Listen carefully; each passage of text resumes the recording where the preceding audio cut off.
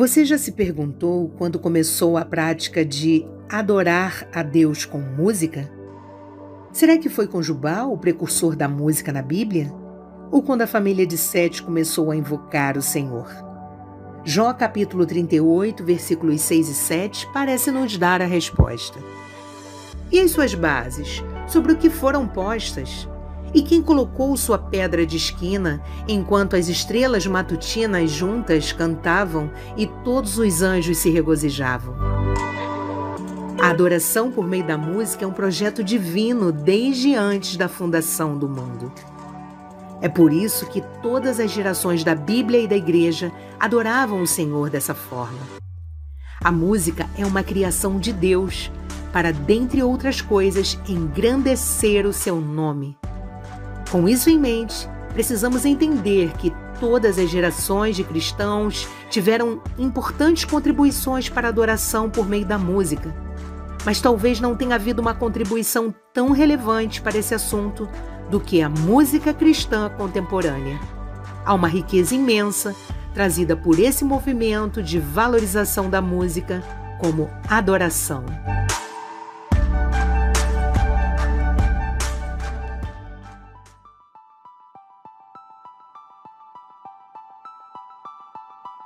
Na década de 60, a música nos cultos era predominantemente baseada nas vozes, com poucos instrumentos de acompanhamento e muito centrada nos inários característicos de cada denominação.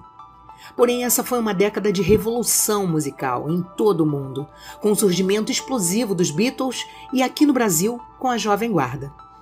Esse movimento musical influenciou toda a sociedade e, de alguma forma, começaram a surgir movimentos dentro da igreja para a valorização da música de adoração nos cultos. E é aí que surge o primeiro e principal nome de nossa linha do tempo da música cristã brasileira: Vencedores por Cristo. O missionário Jamie Camp lidera o projeto que se tornaria a grande influência na década de 70. Uma guinada em direção a uma música de adoração com mais qualidade, excelência e alcance. Vencedores por Cristo é a grande referência. A maioria dos cantores e ministros de louvor de hoje se referem ao grupo como a grande influência de suas vidas e ministérios. De lá surgiram também grandes nomes da música cristã brasileira, como Guilherme Kerr, João Alexandre, Aristeu Pires, Jorge Roeder, Jorge Camargo, Sérgio Pimenta, Nelson Bomilcar, dentre outros.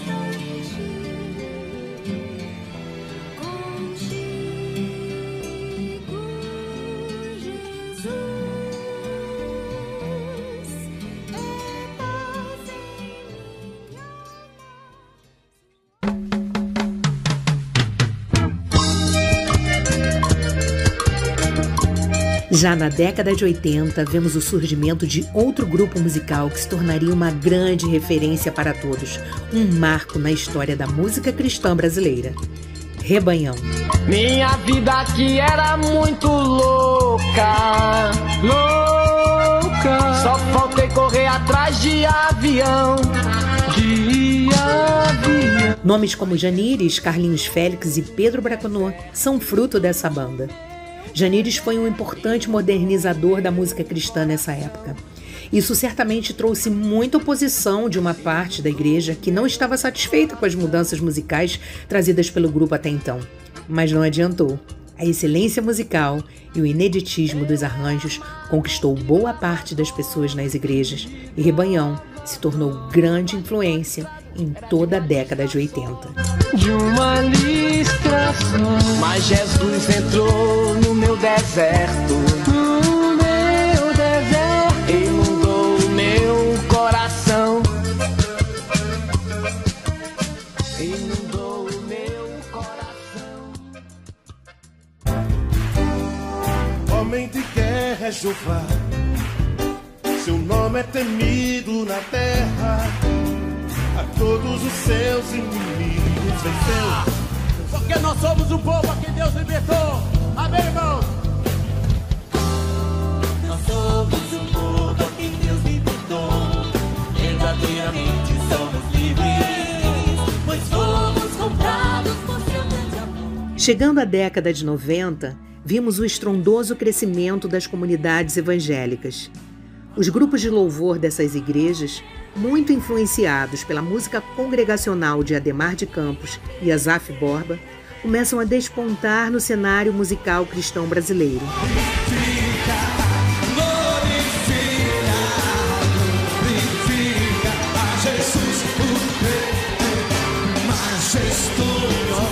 Ministério Koinonia de Louvor, oriundo da comunidade de Goiânia, comunidade da Zona Sul, Projeto Vida Nova de Irajá, comunidade de Nilópolis, Renascer Praise, comunidade de Vila da Penha, comunidade da Graça, comunidade Carisma, todas elas contribuindo de forma consistente com o louvor congregacional em nossas igrejas. Até hoje, a maioria do repertório das igrejas é baseado nas músicas dessa época. De gratidão. Tu és santo, poderoso, tu és digno.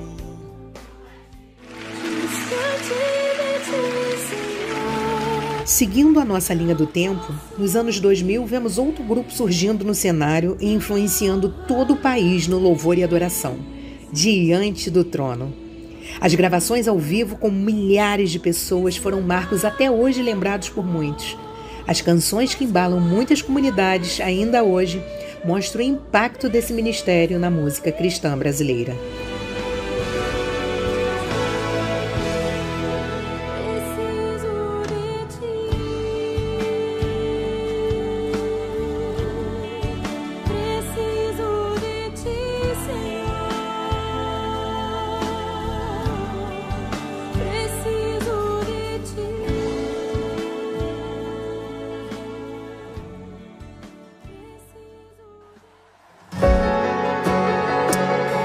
Esse impacto influenciou outro movimento relevante da década, o louvor extravagante.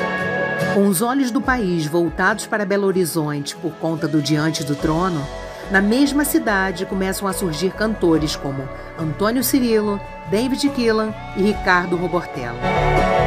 Em outros lugares do país, Casa de Davi e outros trazem uma música mais simples, com mais repetições, mas que também influenciaram bastante a música congregacional da época.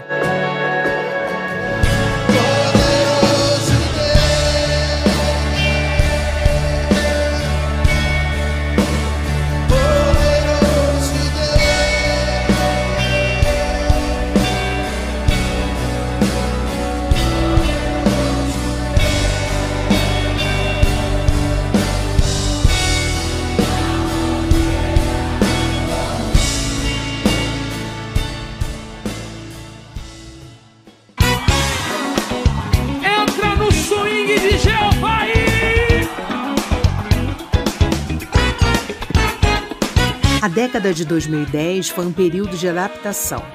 A completa extinção da mídia em CD em direção aos serviços de streaming de músicas mudou a forma como os cantores e grupos musicais percebiam seu trabalho. Em vez de produzir discos com 10 ou mais músicas, singles passaram a ser lançados e, com isso, o impacto passou a ser mais pontual e não tão generalizado.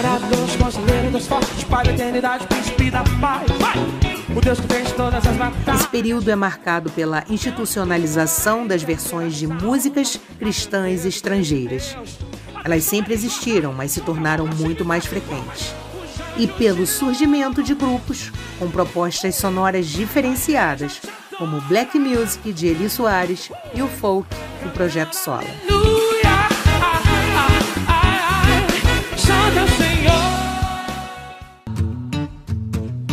Toda morte, o sofrer não me assustarão jamais, pois foi Ele que venceu em meu lugar. Jesus Cristo.